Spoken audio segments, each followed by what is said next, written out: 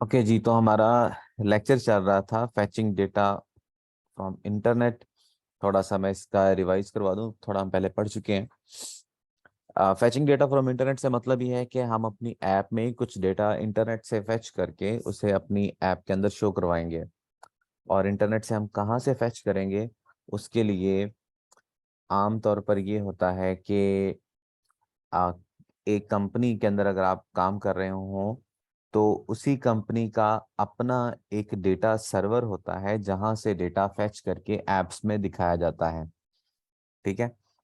और आज के इस लेक्चर के दौरान हम एक प्लेस होल्डर एपीआई को यूज करेंगे जहां पर पहले से कुछ डेटा पड़ा हुआ है, टेस्टिंग के लिए उसे यूज किया जाता है। तो हम वहां से डेटा फैच करके अपनी ऐप में दिखाएंगे। So almost every app fetch data from internet. तकरीबन जितनी भी ऐप्स हैं ये सारी की सारी इंटरनेट से डेटा फैच करती हैं। ये हम पहले पढ़ चुके हैं कि ऐप्स के अंदर सिर्फ यूआई का कोड होता है और उसके अंदर जो कंटेंट होता है वो इंटरनेट से फैच किया जाता है। डेटा किस फॉर्म में फैच किया जाता है जी? जेसन में, बीसन में, YAML, टॉमल, सीसन और इस तरह के मुख्तलिफ जो हैं डेटा फॉर्मेट्स हैं। CSV, XML है, कॉमा सेपरेटेड वैल्यूज है, कॉफी स्क्रिप्ट, ऑब्जेक्ट नोटेशन है। इस तरह के काफ़ी सारे तरीकाकार हैं जिनसे डेटा को भेजा जाता है सर्वर से ऐप की तरफ। इनमें से सबसे ज़्यादा जो यूज़ होता है वो जेसन है।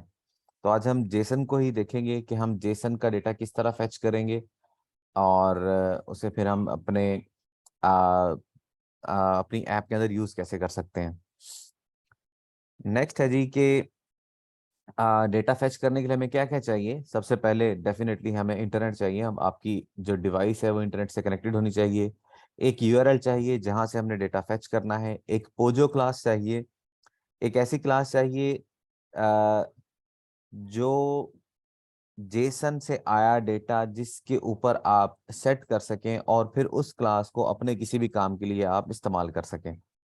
और उसके बाद आपको नंबर 4 पे एक लाइब्रेरी चाहिए जो एपीआई कॉल्स करेगी और डेटा को फेच करेगी। स्टेप्स उसके क्या होंगे जी? नेक्स्ट नंबर 1, आपने लाइब्रेरी इंस्टॉल करनी है। उसके बाद आपने इस लाइब्रेरी का एक ऑब्जेक्ट क्रिएट करना है, उसे वो यूआरएल देना है जिस यूआरएल से आपने डेटा फेच करना है। और उसके बाद ज़रूरी चीज़ है कि आप वेट फॉर रिस्पॉन्स करेंगे। आप रिस्पॉन्स आने का वेट करेंगे क्योंकि जो यूज़र की डिवाइस है उसके पास इंटरनेट स्लोअर भी हो सकता है, तो डेटा आने में थोड़ा टाइम लग सकता है। सो इसलिए हम वेट करेंगे।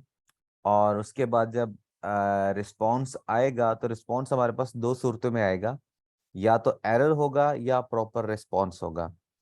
एरर का मतलब ये है कि किसी वजह से जिस यूआरएल को आपने हिट किया है वो यूआरएल ही एग्जिस्ट नहीं करता, वो यूआरएल ठीक नहीं है, आपका और सर्वर का आपस में राब्ता ही नहीं हो सका, तो उस सूरत में एरर आएगा। और अगर आपका और सर्वर का राब्ता सक्सेसफुल होता है तो वहां से जो आपको रिस्पॉन्स मिला है वो रिस्पॉन्स ऑब्जेक्ट के अंदर आएगा। और उसके बाद आप क्या करेंगे, जो रिस्पॉन्स आपको मिला है उसे अपनी पोजो क्लास के अंदर कन्वर्ट करेंगे और नेक्स्ट उसे आप जिस भी काम के लिए इस्तेमाल करना चाहते हैं उसे इस्तेमाल कर लेंगे। ठीक है जी। सो ये थे कुछ स्टेप्स। अब हम चलते हैं डॉट स्टूडियो में जहां पर हम कुछ पहले काम कर चुके हैं। मैं आपको पहले बता चुका हूं कि हम बिल्ड डॉट ग्रेडल, ये जिसके सामने मॉड्यूल लिखा हुआ है, एक के सामने प्रोजेक्ट लिखा है, एक के सामने मॉड्यूल लिखा है, तो हम ये मॉड्यूल वाले को ओपन करेंगे और इसके अंदर हम लिखेंगे इम्प्लीमेंटेशन और आगे उस लाइब्रेरी का नाम, जो भी लाइब्रेरी हम इंस्टॉल करना चाहते हैं। तो इस वक्त हम ओके एचटीटीपी को यूज करना चाह रहे हैं, तो इसलिए हमने उसका नाम लिखा। अब सवाल ये है कि ये नाम हमें कहाँ से मिलेगा। ये इसके लिए आप जो भी लाइब्रेरी यूज करना चाहते हैं उसका नाम आप सर्च करेंगे गूगल पे। ओके HTTP एंड्रॉयड,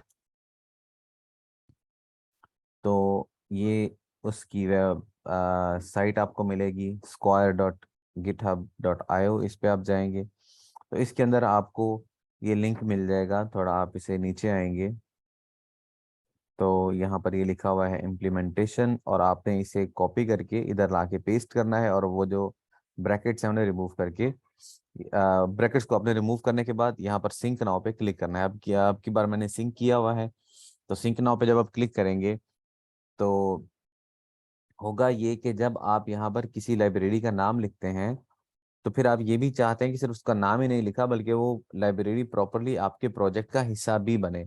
तो जब आप सिंक नाउ पे क्लिक करेंगे तब वो लाइब्रेरी डाउनलोड होके आपके प्रोजेक्ट का हिस्सा बन जाती है। फिर आप उसे अपने प्रोजेक्ट के अंदर अपने काम के लिए यूज कर सकते हैं। अगर आप सिंक नाउ पे क्लिक नहीं करते तो फिर आपने सिर्फ यहाँ पर नाम लिखा है, वो लाइब्रेरी आपके प्रोजेक्ट का हिस्सा नहीं बनी। ठीक है। सर सो थिंक नाउ है कहाँ पे? हाँ, ये डिपेंडेंसीज वेरी के टैग के थिंक अंदर, नाउ। डिपेंडेंसीज के टैग के अंदर।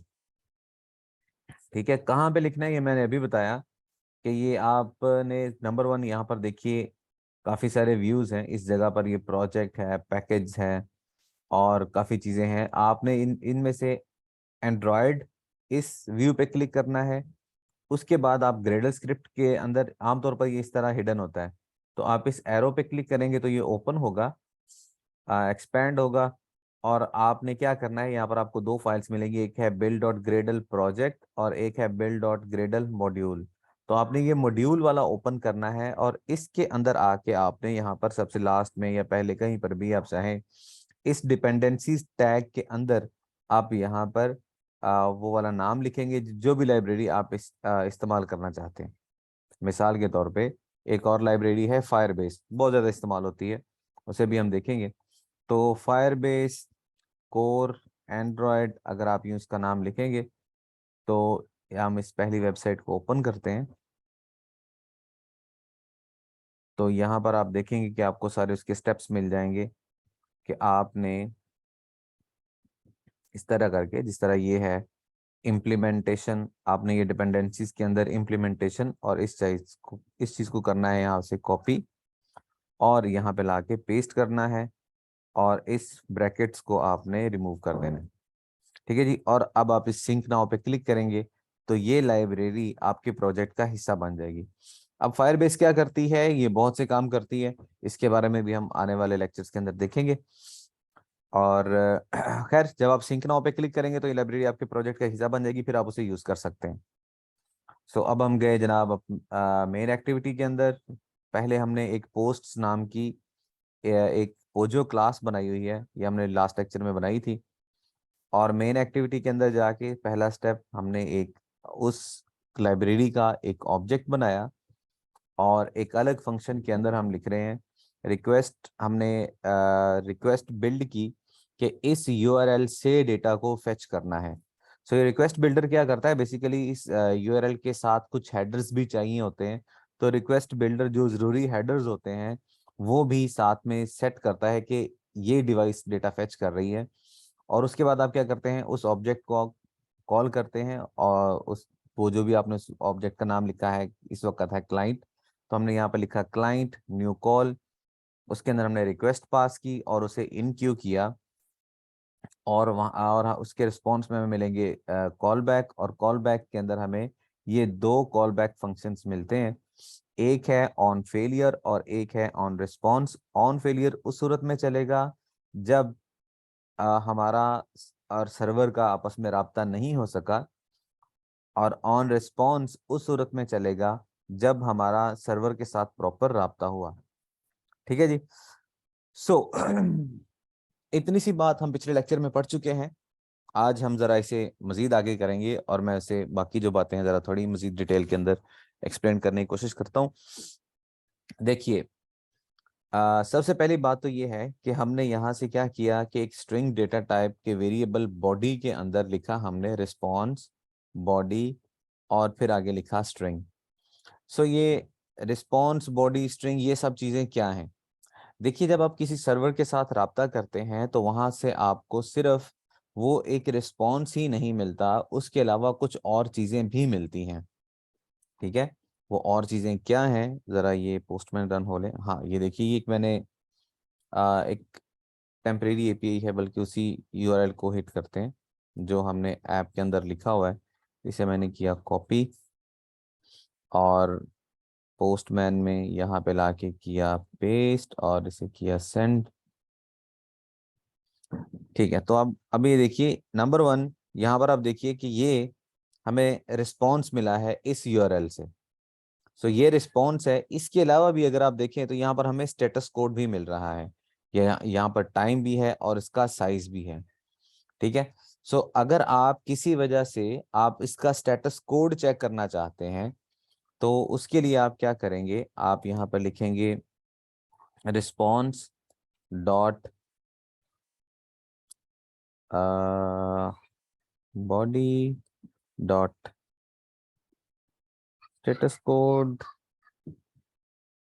वो कैसे आता है, चलें खैर वो अभी मेरे ज़हन में नहीं आ रहा, या उसका फंक्शन ही मेरे यानी कि किस कॉल बैक से उसका स्टेटस कोड मिलेगा वो नहीं मुझे मेरे ज़हन में आ रहा। लेकिन मैं आपको ये बता देता हूँ कि यहाँ पर इसे बॉडी में, इसे स्ट्रिंग में कन्वर्ट करने से क्या मतलब है। जब आप इसे ये लिखते हैं response dot body dot string, तो उसका मतलब ये है कि आप इस रिस्पॉन्स को टारगेट कर रहे हैं जो हमें इस वेबसाइट से मिला है। ठीक है। लेकिन अगर आप उसका स्टेटस कोड चेक करना चाहते हैं तो अभी चेक कर ही लेते हैं कि okay HTTP status response status code. तो अगर हम इसे सर्च करें तो ये हमें बताएगा इस बार। ओ सॉरी, ये कौन,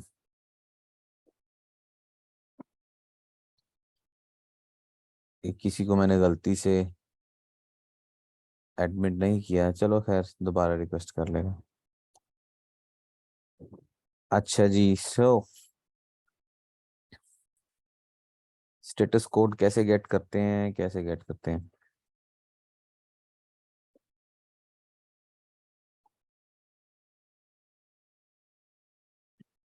यहाँ पे मैंने लिखा how to get status code from response okay HTTP।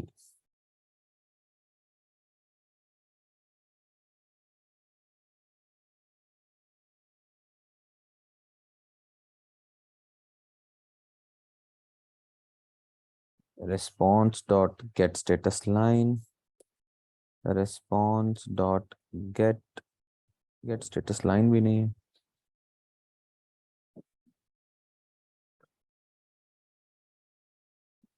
अगर ये लिखें तो क्या होता है।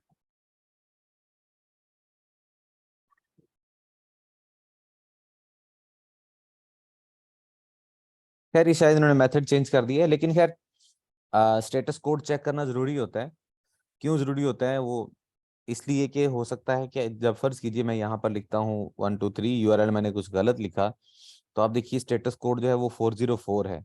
लेकिन अगर आप एक प्रॉपर एड्रेस लिखते हैं तो स्टेटस कोड जो है वो 200 है। सो अगर आप स्टेटस कोड चेक करना चाहते हैं कि हमें प्रॉपर रिस्पॉन्स मिला है या नहीं, तो उसके लिए आप स्टेटस कोड को चेक करेंगे।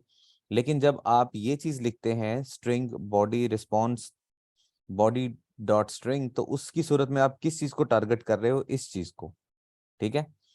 तो अब जब हमारे पास ये वेरिएबल आ गया, ये सारा डेटा आ गया, अब इस डेटा को हम क्या करेंगे, जेसन में कन्वर्ट करेंगे और उस जेसन को कन्वर्ट करेंगे अपनी पोजो क्लास के अंदर, और वहां से हम डेटा जिस भी काम के लिए हम उसे इस्तेमाल करना चाहते हैं उसे इस्तेमाल कर लेंगे। ठीक है जी। सो पहली बात तो ये है कि आप गौर से देखिए जो हमें रिस्पॉन्स मिल रहा है ये कहाँ से स्टार्ट हो रहा है, एक स्क्वायर ब्रैकेट से। और आप जानते हैं कि स्क्वायर ब्रैकेट जहां पर भी होगी तो वो किस किस लिए होती है, वो एक अरे के लिए होती है। ठीक है। और जो ये एक दरमियानी ब्रैकेट्स हैं, मैथ की दरमियानी ब्रैकेट्स, सो ये करली ब्रेसेस जो हैं ये एक ऑब्जेक्ट को नोटिफाई करती हैं कि यहाँ पर ये एक ऑब्जेक्ट है, इस कॉमा के बाद ये अगला ऑब्जेक्ट है, और अगले इस कॉमा के बाद ये एक अगला ऑब्जेक्ट है। ठीक है। सो कुछ रिस्पॉन्स ऐसे होंगे जो सिर्फ इसी से ही ओपन क्लोज होते होंगे, इसी पे ही खत्म होते होंगे, तो इससे आप देख सकते हैं कि ये एक ऑब्जेक्ट है। लेकिन अब ये जो हमारा रिस्पॉन्स है ये एक ब्रैकेट से स्टार्ट हो रहा है, एक स्क्वायर ब्रैकेट से स्टार्ट हो रहा है, तो इसका क्या मतलब है कि ये हमें जो डेटा मिल रहा है ये एक अरे मिल रही है। ठीक है। सो हमने क्या किया, ये जो हमारे पास बॉडी है, इस इस बॉडी वेरिएबल के अंदर अब हमारे पास क्या है, ये सारा डेटा है। अब इस वेरिएबल को यूज करके हम क्या करेंगे, कि इसे जेसन अरे के अंदर कन्वर्ट करेंगे और उसे अपने काम के लिए जिस भी मकसद के लिए हम नेक्स्ट इस्तेमाल करना चाहते हैं वो करेंगे। ठीक है जी। So new window, just one moment. ठीक है जी। सो यहाँ पर मैंने लिखा जेसन अरे इक्वल, मैंने अभी आपको बताया क्योंकि वहाँ अब हम जेसन अरे क्यों लिख रहे हैं, क्योंकि हमें पता है जो रिस्पॉन्स मिल रहा है वो क्या है, एक जेसन अरे है। ठीक है। मैं आपको मिसाल के तौर पे अगर दिखाऊं, जेसन प्लेस होल्डर वेबसाइट पे हम जाते हैं और इसके अंदर अगर हम ये देखें,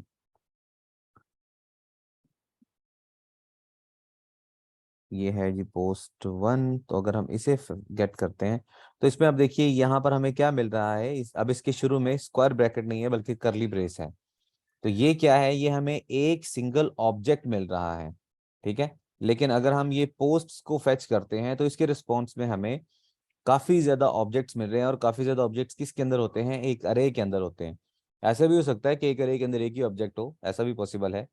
तो अभी आप ये देखिए कि अब ये स्टार्ट किससे हो रहा है, एक स्क्वायर ब्रैकेट से। तो ये क्या है जी, ये एक ऑब्जेक्ट है, लेकिन सॉरी ये एक अरे है, और ये चीज स्टार्ट हो रही है करली ब्रेस से, तो ये क्या है, ये एक ऑब्जेक्ट है। ठीक है। अब हमारा जो रिस्पॉन्स है वो चूंकि एक ब्रैकेट से, स्क्वायर ब्रैकेट से स्टार्ट हो रहा है, तो ये एक अरे है, इसलिए हमने यहाँ पर लिखा है जेसन अरे। और जेसन अरे के अंदर हमने लिखा, जो भी आप उस वेरिएबल का नाम देना चाहें आप उस वेरिएबल का नाम दें। फर्ज कीजिए मैंने इसका नाम भी लिखा जेसन अरे, और ये इक्वल होगा, I am sorry, Jason new Jason अरे बॉडी, यहाँ पे लिखा न्यू जेसन अरे, और इसके अंदर मैंने बॉडी वेरिएबल जो है वो पास कर दिया। ठीक है। और ये अभी किसी वजह से नाराज हो रहा है, सराउंड बाय ट्राई कैच। अच्छा, ये ट्राई कैच क्या होता है, ये आप, मुझे उम्मीद है कि पहले आपने ऊप के अंदर पढ़ा होगा। ट्राई कैच के अंदर ये होता है कि अगर ये काम हम जो करने जा रहे हैं ये किसी वजह से ना हो सके, तो सिस्टम क्या करेगा, वो एक्सेप्शन में आ जाएगा, ऐप क्रैश नहीं होगी और आप उस एक्सेप्शन को किसी भी तरीके से हैंडल कर सकते हैं। ठीक है जी। सो किसी वजह से हो सकता है कि आपको जो रिस्पॉन्स मिला है वो इस अरे में कन्वर्ट ना हो सके, तो सिस्टम एक्सेप्शन में आएगा। ठीक है। लेकिन अगर हो जाएगा तब सिस्टम इसी साइड पर रहेगा। तो जावा के अंदर ये एक बहुत अच्छा फीचर है ट्राई कैच का, कि आपको जहां पर भी लगता हो कि यहाँ पर हमें कोई एक्सेप्शन मिल सकती है, किसी वजह से हमारी ऐप जो है वो क्रैश हो सकती है, तो आप उसे ट्राई कैच के अंदर लिखेंगे, जिससे फायदा ये होगा कि आपकी ऐप जो है वो क्रैश नहीं होगी और आपने एरर्स को प्रॉपर तरीके से हैंडल किया होगा। अब सवाल ये है कि हम ऐसा क्यों करेंगे। ऐसा इसलिए करेंगे कि यहाँ पर आपने जो यूआरएल लिखा है इससे हमें कंफर्म है कि अभी अरे ही मिल रही है। लेकिन बाज बाज औकात ऐसा भी हो सकता है कि आप तवक्को कर रहे हो अरे की, लेकिन आगे से हमें एक ऑब्जेक्ट मिले। तो जब हम एक ऑब्जेक्ट को अरे में कन्वर्ट करेंगे वो अरे के अंदर कन्वर्ट नहीं हो सकेगा, तो वहां पर एक्सेप्शन आएगी और ऐप क्रैश हो जाएगी। लेकिन अगर हमने इसे ट्राई कैच के अंदर रखा होगा, तो सिस्टम क्या करेगा कि इस कैच साइड पर आ जाएगा और हमारी जो ऐप है उसे क्रैश नहीं करेगा। ठीक है जी। सो अब हमारे पास ये अरे आ गई। हमने क्या किया, इस अरे में से अब हम एक एक करके ऑब्जेक्ट निकालेंगे और उसे पोजो क्लास के अंदर कन्वर्ट करेंगे। ठीक है। सो अगर मैं स्लाइड्स की तरफ जाऊं, तो यहाँ पर देखिए सबसे पहले हमारा स्टेप्स हमारे क्या थे, कि हम हैंडल रिस्पॉन्स एंड एरर, हमने रिस्पॉन्स और एरर को हैंडल कर लिया। लास्ट स्टेप ये था कि convert response into Pozzo class. अब ये हमारे पास रिस्पॉन्स है, इस रिस्पॉन्स को हमने अपनी पोजो क्लास के अंदर कन्वर्ट करना है। तो हम कैसे करेंगे, यहाँ पे हमने लिखा फॉर लूप लगाएंगे, for int I equal 0, I less than अरे डॉट लेंथ, और उसके बाद आई प्लस प्लस। ठीक है जी। सो हमने क्या किया, एक फॉर लूप चलाया जो तब तक चलेगा जब तक जितनी ये इस अरे की लेंथ है। ठीक है जी। सो उसके बाद हमने क्या किया, यहाँ पर एक बनाया जेसन ऑब्जेक्ट। जेसन ऑब्जेक्ट, इसका नाम हमने ऑब्जेक्ट रखा equal, sorry, array dot get JSON object, जो हमारी अरे थी उसके अंदर लिखा हमने get JSON object at index I. ठीक है जी। सो अब जरा इन 3 लाइंस को फिर से समझें। जेसन अरे में हमने क्या किया कि हमने एक अरे बनाई और उस अरे को हमने इक्वल किया उस डेटा के जो हमें इस बॉडी वेरिएबल के अंदर सर्वर से मिला है। ठीक है जी। तो ये एक अरे बन गई और उसके बाद हमने एक फॉर लूप चलाया, जिस अरे जो चलेगा तब तक उतनी दफा चलेगा जितना कि इस अरे के अंदर ऑब्जेक्ट्स हैं। फिलहाल हमारे पास जो रिस्पॉन्स आ रहा है इसके अंदर 100 ऑब्जेक्ट्स हैं, तो ये वेरिएबल जो है ये लूप जो है ये 100 दफा चलेगा। तो उसके बाद अब अगर हम यहाँ पर आए, तो जब हम ये कर रहे हैं जेसन गेट ऑब्जेक्ट, ठीक है, सो जब हम ये लाइन लिख रहे हैं कि अरे डॉट गेट जेसन ऑब्जेक्ट, तो 0th इंडेक्स में पहला ऑब्जेक्ट होगा, फर्स्ट इंडेक्स में सेकंड ऑब्जेक्ट होगा, ये बात आप जानते हैं। तो जब हम गेट जेसन ऑब्जेक्ट करेंगे तो इस अरे का ये एक ऑब्जेक्ट हमें मिलेगा। ठीक है, पहले हमें इस लाइन पे क्या मिली है, ये सारी अरे। ठीक है, अब हमें क्या चाहिए, इस अरे का एक ऑब्जेक्ट चाहिए। तो हम क्या करेंगे, यहाँ पर लिखेंगे जेसन ऑब्जेक्ट ऑब्जेक्ट अरे dot gate object at this index. तो अब हमें ये एक ऑब्जेक्ट मिलेगा। अब इस एक ऑब्जेक्ट की हमें अंदर से वैल्यूज निकालनी है। ठीक है, फिर समझे, पहले हमने क्या किया, पूरी अरे गेट की, उसके बाद हमने ये एक ऑब्जेक्ट गेट किया इस लाइन से। अब हमें क्या चाहिए, इस ऑब्जेक्ट के अंदर से ये वैल्यूज निकालनी है। तो ये वैल्यूज हम कैसे निकालेंगे, हम इस जिस तरह हमने ऑब्जेक्ट गेट करने के लिए इस अरे वेरिएबल को यूज किया है, इसी तरह अब ये वैल्यूज निकालने के लिए हम क्या करेंगे, इस ऑब्जेक्ट को यूज करेंगे। ठीक है, सो ऑब्जेक्ट में से हम वैल्यूज कैसे निकालेंगे, सो ऑब्जेक्ट में से हम वैल्यूज निकालेंगे जैसे ये जो यूजर आईडी है, ये आप देखिए तो ये इंटीजर है, आईडी इंटीजर है, टाइटल स्ट्रिंग है, बॉडी स्ट्रिंग है। तो हमने यहाँ पे क्या किया, यहाँ पे लिखा int ID equal object dot gate int. ठीक है, इंटीजर को गेट करो और इसके अंदर हम वो नाम लिखेंगे जिस नाम की वैल्यू को हम गेट करना चाहते हैं। ठीक है, तो हमने ये इसका नाम लिखा आईडी, तो ये नेम सेम होना चाहिए वरना ये फेच नहीं करेगा। उसके बाद हमने लिखा int user ID equal object dot gate int, और उसके अंदर हमने लिखा यूजर आईडी। तो इसे आप यहाँ से कॉपी कर लें, ज़्यादा बेहतर है, यहाँ पेस्ट कर दें, वैसे सेम ही था। उसके बाद हमने लिखा जी स्ट्रिंग बॉडी इक्वल, अब हम चूंकि इस वेरिएबल को मैं निकालना चाह रहा हूँ तो इसका नाम मैंने लिखा, वेरिएबल बनाया बॉडी नाम का, और अब की बार मैंने लिखा ऑब्जेक्ट डॉट गेट स्ट्रिंग और उसका नाम मैंने दिया बॉडी। ठीक है जी। सर और जी, जी जी। सर जी, अब जब हम एरे का कोई भी ऑब्जेक्ट फेच करते हैं, जस्ट उसकी आईडी देते हैं ना, मतलब इंडेक्स देते हैं, तो हम्म सारा जो उसके अंदर होता है वो सारा खुद ब खुद ही ऑटोमेटिकली फेच हो जाता है। तो हम्म। इसमें हम ये सारा क्यों लिख रहे हैं, नेम की भी आईडी और ये सारा कुछ, देखिए, जब बॉडी हमने वगैरह? ऑब्जेक्ट को गेट किया तो हमें ये एक पैकेज मिला पूरा। ठीक है, आप यूं समझिए कि आप एक क्लास के अंदर हैं, ठीक है, और क्लास के अंदर आप यूं समझिए कि क्लास के जितने बच्चे हैं ना उन सब के बैग्स आपके पास हैं। जब आपने ये अरे फेच की तो सारे बैग्स मिल गए। ठीक है, और जब आपने किया गेट ऑब्जेक्ट तो किसी एक बच्चे का एक बैग मिल गया। अब आप उस बैग में से एक बुक निकालना चाहते हो, तो आप क्या करोगे, इस ऑब्जेक्ट को ओपन करोगे और उसे कहोगे कि इस नाम की बुक मुझे दे दो, तो आपको क्या मिलेगा, एक बुक मिल जाएगी। ठीक है, सो जब जी आप सर।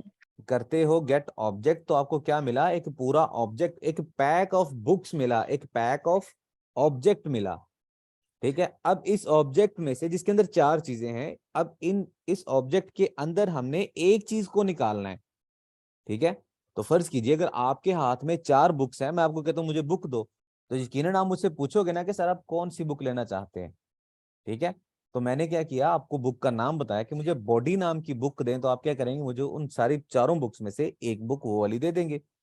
ठीक है, सो इसी तरह जब आप ऑब्जेक्ट करते हो तो आपको ये सारा अब पूरा ये एक ऑब्जेक्ट मिलता है। लेकिन अगर आप इसके अंदर से वैल्यूज निकालना चाहते हो तो उस ऑब्जेक्ट के अंदर जाकर अब आप क्या कर रहे हैं कि इस ऑब्जेक्ट को कह रहे हैं कि मुझे अपना इंटीजर दो, वो वाला इंटीजर जिसका नाम ये है। मुझे एक इंटीजर दो जिसका नाम ये है। मुझे एक स्ट्रिंग दो जिसका नाम ये है। मुझे एक टाइटल दो, string title object dot gate string, और वो वाली स्ट्रिंग दो जिसका नाम टाइटल है। ठीक है, तो अब जब आपने टाइटल लिखा तो आपको क्या चीज मिली, ये चीज। जब आपने बॉडी लिखा तो आपको क्या मिला, ये चीज। ठीक है, अब बात समझ में आई? जी सर जी, आ गई। चलें, गुड। सो अब यहाँ पर आप देखिए, आपके पास ये 4 वेरिएबल्स आपने जो उसके अंदर थे वो एक एक करके आपने निकाल लिए। अब मैंने क्या किया जी, यहाँ पर एक फर्ज कीजिए यहाँ पर एक अरे बना लेते हैं, लिस्ट, वो पोस्ट की लिस्ट बना लेते हैं, all post equal new list. क्या हो गया है, सो इसे इंपोर्ट किया न्यू लिस्ट, और इसके अंदर मैंने लिखा पोस्ट।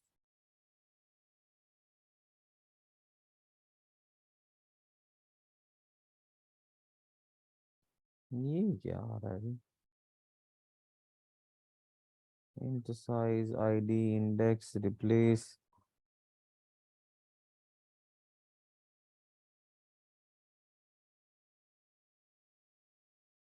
एक मिनट भी, ये क्या बात हुई, जस्ट 1 मिनट। लिस्ट इन जावा, मुझे जरा इसका ना सिंटेक्स बोल रहा है। हाँ, वो अरे लिस्ट लिखना था, न्यू अरे लिस्ट, और इसके अंदर हमने क्या किया जी, वो क्लास दे देंगे जिस क्लास की हम अरे लिस्ट बनाना चाहते हैं। सो ये ऑल पोस्ट नाम की एक अरे बनी। अब हमने यहाँ पर क्या किया, एक पोस्ट्स का वेरिएबल बनाया, one post equal new post, और 10 मिनट बाकी रह गए, टाइम बड़ी जल्दी निकल रहा है। ठीक है जी, सो अब हमने क्या किया जी, one post dot set ID, और इसे हमने दे दी ID. One post dot set body, इसे हमने बॉडी ऑब्जेक्ट बॉडी वेरिएबल दे दिया।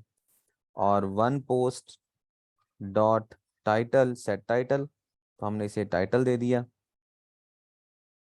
और one post dot set user ID, और इसे हमने यूजर आईडी दे दी। ठीक है जी, और उसके बाद ये जो ऑल पोस्ट डॉट ऐड, इसके अंदर हमने इस वन पोस्ट को ऐड कर दिया।